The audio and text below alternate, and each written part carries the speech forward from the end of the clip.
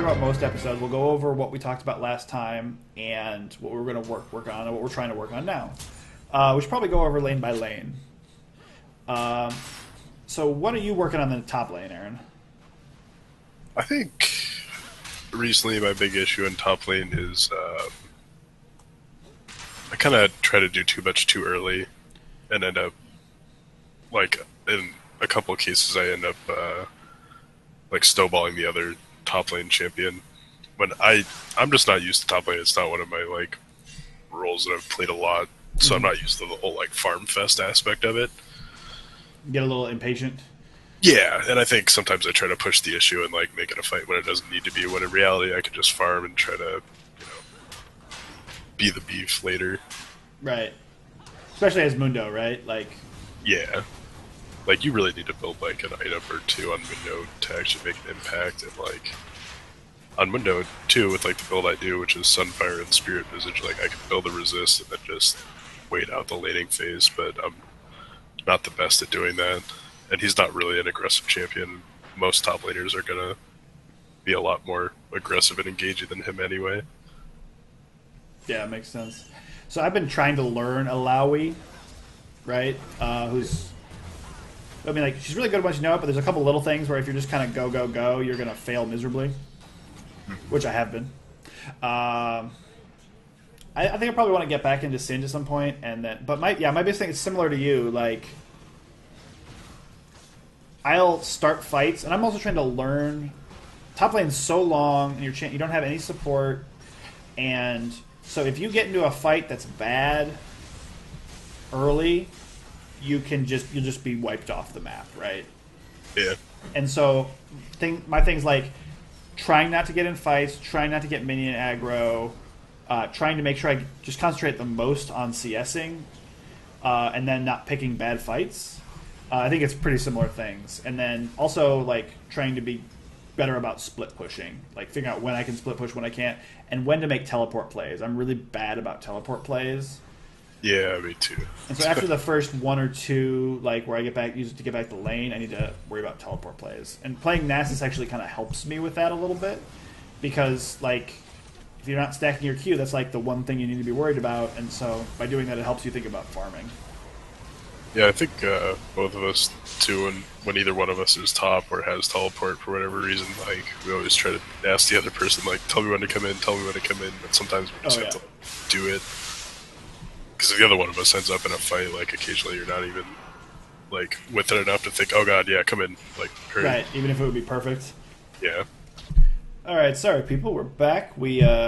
The game finished here, so we had to get another one to play so you had something to look at. But anyway, we're on. We just talked about what our goals were in top lane, both very similar for the two of us. So how about jungle? What are you working on in jungle? I think for one, I have to find something that I'm into. A You champion take that a I'm brand?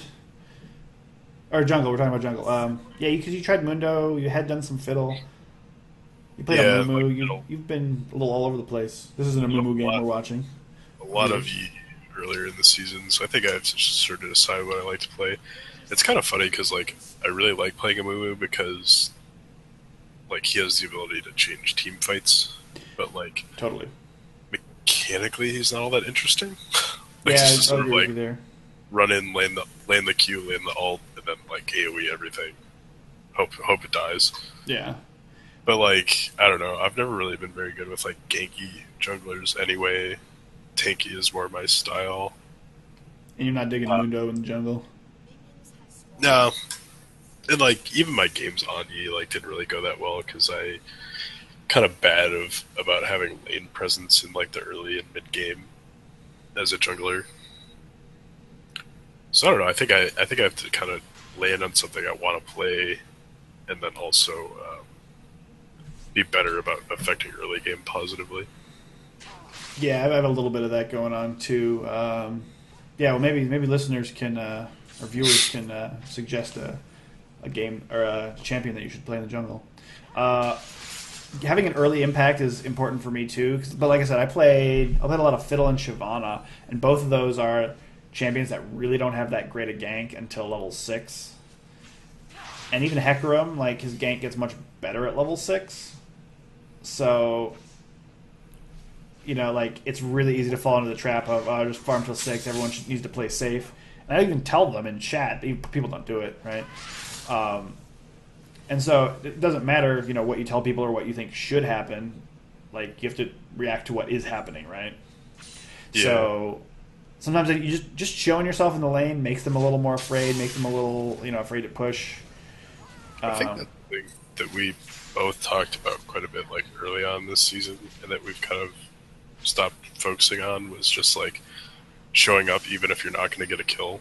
Yeah. Or even a summoner spell or whatever. Like, just the fact that you're there puts that in the back of their mind the next time they think about going in on your The fact this guy's everywhere, right? Yeah. It's like, well, shit, like, Hecarim just showed up like 5 minutes ago, like, or 2 minutes ago or whatever, like, maybe I should be careful. Yeah. So Hecarim's been a little better like that just because I can gank it like 3 or 4 if I want to and be somewhat effective. But yeah, I think we're both working on that a little bit.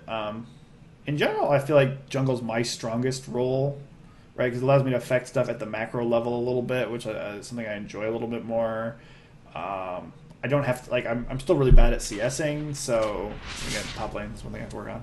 But I'm really bad at CSing, so you don't have to do it in the jungle. It's just about getting an efficient clear path, and you can practice that like mostly solo. I don't really invade very often. So so there's that, and so that's kind of where I'm at in jungle. I don't feel like there's a super ton to work on, and like comparatively, there's still a bunch, but yeah, getting those early ganks, making sure I put vision out and don't forget about that as a jungler. I need better gank paths, right? A lot of times I'll get caught up in the moment and I don't like go around Dragon or Baron pit like I should, and to get a better angle. And obviously there's a bunch of stuff we can both work on because we're in silver, but that's quite a bit to work on for jungle. So how about you for mid? You're happy with Brand still? Yeah, I think Brand is going really well. So I think the big thing there, like I'm looking at OPGG, and like my Brand for this season so far is 15-7. So like obviously I'm doing pretty well on Brand, and like I mean I think his spot in terms of like being a little OP helps. Yeah, but like I think what that means basically is that the main thing I should be working on mid is like using that to help the other lanes, because I'm not the best at roaming. Like I might shit on my lane opponent, I might like get double or triple kills in team fights and stuff like that, but I'm not very good about roaming and like turning my advantage into the rest of the team's advantage. Yeah, early totally. game. I'm in a similar place, so I have like I said, I'm really not very great at CSing. Like, so you can see in this game we're playing right now, I'm like half the CS of this Lissandra. I got killed early, but just no excuse, right? So like I just really need to work on that quite a bit, and it's a lot harder in mid because you don't have AD runes, right? Like it's just empirically harder to CS in mid lane. A lot of champions don't have a ton of AD, and like you don't want to use your abilities. That's a problem. It's funny because like you said, I'm really good at Victor, right? So like, what do you think my Victor win rate is? I'd probably say like 60%. Well, you're right. My loss rate is 60%. And my win rate's 40% on Victor, right? Oh shit. Yeah, like, and then what'll happen a lot of times is like I've gotten very good. One of my things that early on in my league career that I was really bad about was staying too long and diving and stuff and not going back when I need to. So I've gotten much better at that. Pull myself out of team fights, don't chase down kills, don't try to help people where it's not going to be able to help. And so I don't die a ton comparatively. But it means I'm not having that big an impact either. And so again, I'm with you. I'm like, even when either I win lane, which seems like I'm doing good, but then I don't impact the rest of the game at all, and then maybe I don't roam as much, maybe I'm not warding as much, so I never connect that to the rest of the game. So even if I do well in lane, it doesn't always translate to a win. And then the other half of the time, I'm doing much more poorly in lane, and I have like really bad CS problems, and I can contribute to the fight in the back of it, but it's just a lot more difficult. It's like we watch here. Like I think I pinged this this away, and the Sandra was sitting in this bush for like a year here, and he's just coming down to kill you. But it looks like it's going to work out. But and I steal the kill. Nice. I think this is a game we won. I don't know how good we were at it. But which match? Or which you? Was I'm Victor, you're a Moo. Is what we're watching now. Oh yeah, that one went pretty well. That's a good combo too. It's fun. But yeah, so I'll either lose CS really badly, and I'll usually stay alive decently well. You know, like I won't let that like get me too far behind. But then I'm behind, I'm not doing well. But if I do get ahead, I don't expand it. And if you're not winning your lane, you're not contributing as much as you should, right? And again, that's part of my problem is I need to contribute in a macro level if I'm not gonna be really good mechanically.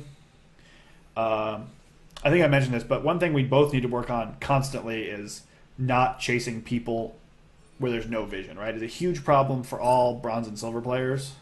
Yeah. We don't have any vision.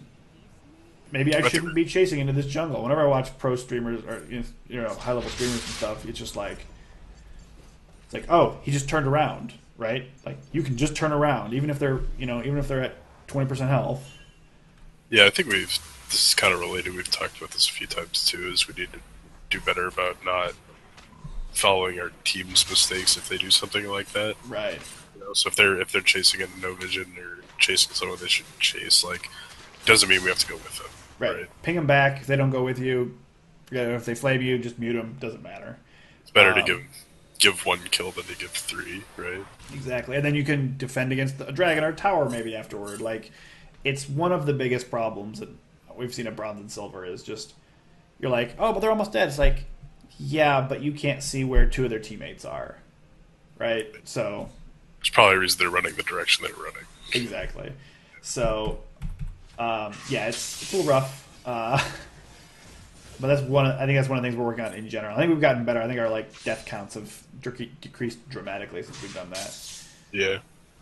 All right, so bot lane, I'm obviously working on CS, right? Like as an AD, it's super important. But it's so easy just to get blown up as an AD and push. It's difficult. I've just gotten started with Caitlyn, and she's I think she's much better for stylistically for me. I don't know how you feel about that. Yeah. I think in our recent games too, I've had some issues as support, like getting my Frost Queen's income, my Spell Thief's income. Right. I think I'm being somewhat less aggressive than normal, which also puts more pressure on you because usually in the past, I would be aggressive poking constantly as support, and that would give you a lot of room to CS. Yeah. As of late, I have not been as good about doing that. Any reason in particular? I'm not really sure, honestly. That's fair. I have no idea. I've just noticed the past few support games I've had that I've been getting frustrated with the amount of time I have 3 stacks of Spell Thieves up, and I think a few of them it's we've been at a disadvantage, and I want to play safe and not get killed and give up kills, and that ends up turning into me not having any money. Yeah. Or wishing I had bought a coin. Yeah, it's always rough to realize oh man, I should have bought a coin. Yeah.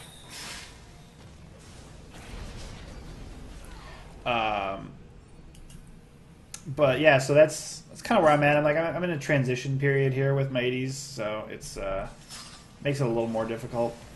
Yeah, I'm kind of the same way too. I'm getting back into Ashe from Sivir, which is funny because I've been playing Ashe since season 1 or whatever, since launch, but I hadn't been doing her for quite a while, so it's kind of interesting getting used to her again. But again, that's where she's in just such a good spot. That might be enough to make it work. Yeah, when we do well and we take our tower, we roll mid and we roll top, and we help take down towers quite well.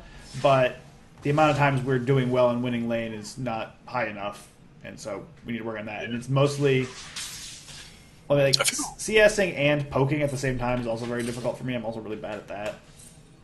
Yeah, I think a lot of times too, even when we do have an advantage, we don't necessarily take our tower as quickly as we could. Yeah. We tend to be a bit more safe and just like if we got a kill, we'll Go back and buy or whatever. push it, tower recall, Yeah. use it to advantage, which isn't a bad thing, but like getting that tower income for the team is pretty important as bot. Especially now that you get like first tower blood. Yeah, that too. First stone. Shit. Yeah, and as support, who am I playing as support now? Anyway, I've been starting to play Sona, who I'm also getting used to, but she's very squishy early, which is rough for me. But like that balance of poking and helping and not getting caught out is really tough for me. I get caught out quite a bit, so it's difficult. Because in bot lane, if it goes badly, then you give 2 kills instead of 1, right? Yeah. So yeah, that poking and backing thing is very difficult for me. And then I'm also working on quite a bit on my word placement. Like I could probably show it here on the map, but like I'm it's really easy just to place it in the river and say I'm good. But I've been trying to place like a pink ward behind red, and then farther up the river, so we get farther advanced notice about when someone might be coming. But it's also difficult to do and get that, and then also keep your AD safe and whatnot. So yeah, like I'm trying to, and then I'm also not. I feel like I ward better than most people are at level, but it's definitely not good enough, right? Like I'm sitting with wards when I shouldn't be. I'm getting caught out when I try to ward places. So that's a big one too. But mainly I just like the laning, right? Like I don't know. Maybe we should go back to Annie. I was a little more comfortable on her. It's worth a shot. I mean, again, I think you playing something that tends to make you more aggressive works for us. Yeah, that's as true. a pair. I don't know. Soda's good though. I like being able to sustain people. That's always kind of nice. That's true. I tried playing Soraka. Oh man, that worked badly. Yeah, it didn't go great. I was so terrible at it. Just didn't work. I couldn't hit the Qs, and I killed myself casting the heals at bad times, and people talk about how she's so easy. I was terrible at it. Yeah, so that's mainly what we're working on. That's the big part of what we wanted to talk about here. There's other big stuff we're working on. Baron calls, when to go on Dragon, when to pull off, how to lead teammates. We end up like another big thing that I see quite frequently that we have problems with that we're trying to correct is I don't get it, but you get the mid tower, you get the mid inhibitor, and everyone just hangs out in that lane trying to get more kills under their Nexus turrets, where their champions are coming back with full health. Yeah. And then we tried so hard to get people to go to side lanes. Just I don't know why it's so difficult. It really is. And so what we're often trying to do is say, okay, well we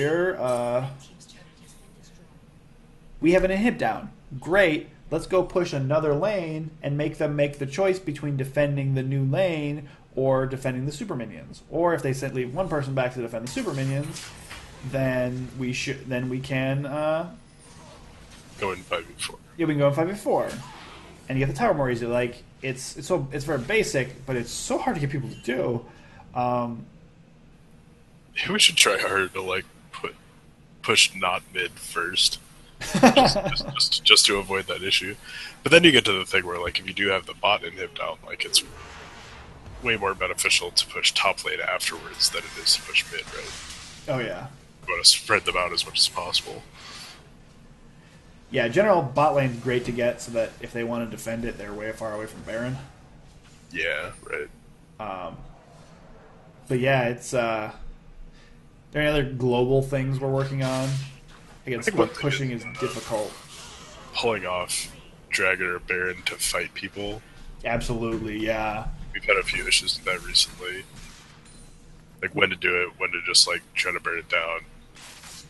I think most of the time it makes the most sense just to pull off and fight, but it's hard to get the to come with when that happens. Exactly, and if only one or two of you goes and pulls off of it to try to fight, the however many of them there are, it won't work. It won't do anything. Yeah, Right? there's sort of a few You're times just when gonna die. you and I'll jump off to go fight whoever's poking at us from the side, and then we die, and then the rest of our team dies, and they lose dragon. Yeah, so those are. I'll speed the video up here since we're wrapping to an end. So we're gonna try to do this once a week. If not, we'll try to do it every 2 weeks. It'll depend on how many games we played, right? Like if we've only played a couple games, then if we only played a couple games, then it won't be necessarily worth reporting on. But if we play a good number, we'll try to get out and do it. We'll talk about what we did well, what we did poorly, or maybe our records. Answer any questions people have. If you have questions, please. Yeah, or feedback in general. Like we can respond to Yeah, totally. Things that were put on the last video or whatever each week. So that's kind of the plan. The idea is to remain accountable, right? We said we're going to work on these things, and now we have to make a video next week and report on how well we did them. And so hopefully that pressure will force us into actually doing those things. So I think we're gonna be able to play a game here. What's our next on our rotation, Aaron? I think we're in bot lane. What's next? We're gonna play a game before we did this, and then someone was being a huge asshole in chat, so we dodged it. Yeah, that's something we've been trying to do recently too. Is sort of that's good to talk about, actually. Yeah, somebody's going to be a troll, and then get out of there before we have to deal with it. Yeah, we'll put all the people we're gonna play with in op.gg, like the multi window, and be like, okay, this person's lost his last 10 games. Let's dodge this. So the three things that we look at are, or a couple of things we look at are, how have they done their last 10 games? Like if they're on a huge losing streak, you probably don't want that person, even if they're good, really good, and they're champion. It's rough, right? If they have a huge, terrible win rate on their champion, also not great, right? Like I could say that about my Victor, but we're not talking like 40%. We're talking like 20% on more than 10 or 15 games. If someone's just a jerk in champ select, then that's a good time to do it. Like this time, someone was like, "Oh, go ahead." I was just gonna say, especially nowadays, like there's no reason to fight champion select. Like there's just no reason to start being shitty then. So if they are, like, it's not going to get better. Yeah, like this one guy was just like top preferred, and he was mid, and then someone was like, "Why are you mid if you prefer top?" He's just like, "Oh my god, isn't it obvious that I did top mid, you idiot?" And we're just like, I'm like, I also thought that was obvious, but you're clearly a jerk, and this is not going to end well if stuff goes badly. Yeah, the other thing is I had chosen Ashe, right?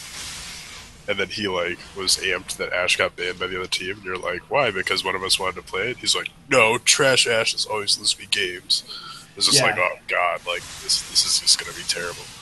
Yeah. So we ended up pretty bad. So we're like, yeah, get out of there. So terrible win rate on one champion for a lot of games. Terrible loss rate recently. Are just a jerk. And then there's one other thing that's very specific to low silver. That's really easy to spot. And that, I don't know, you can tell me if you agree with it or if you disagree with any of these, Aaron. But if someone has, is in low silver and has a, their win rate is something like 3-18, generally that means that they were placed into a level that was too high for them. And I talked about this. This happened to me, so I'm not being a jerk about this. This is just a thing that happens. But especially if in your first season, I think I read that the starting MMR was around gold 5, and then they place you from there, right? And so if they got lucky with some of their placements, and if they got lucky with some of their placements, and they got placed into silver 4 or whatever when they should have been bronze 4, a really good, easy way to spot that is if they've played 20 games and only won 2 of them. Because it's just, it's just so bad, right? They're losing constantly, and it's not their fault. They're not bad people. They're not even bad players. They're just placed at a level that's higher than where they should be. Yeah.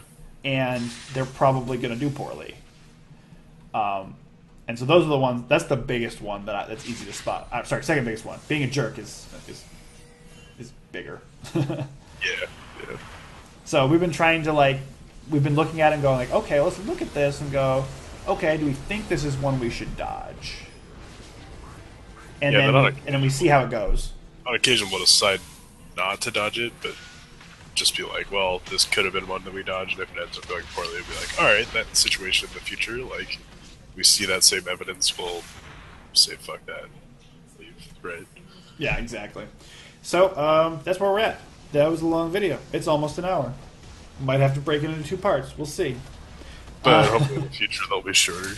Yeah, they'll definitely be shorter, because in the future it'll just be, this is what we worked on, this is what we talked about working on last time, this is how it went, this is what we did since last time, this is what our current plan is. Right? Which will either be, we need to continue working on this, or we feel like we've done decently at that, here's what we can do instead from now on. Exactly. So, yeah, anything else you want to say before we sign off here? Yeah, I think that's about the gist of it, I guess. All right. We'll see you people later. I'm Adam. I'm Aaron. And we're here from the Eclectic Gamer with Bronze 4 and beyond. You can subscribe and like and upvote us on Reddit and all that sort of stuff. Cheers. Bye. See ya. See ya.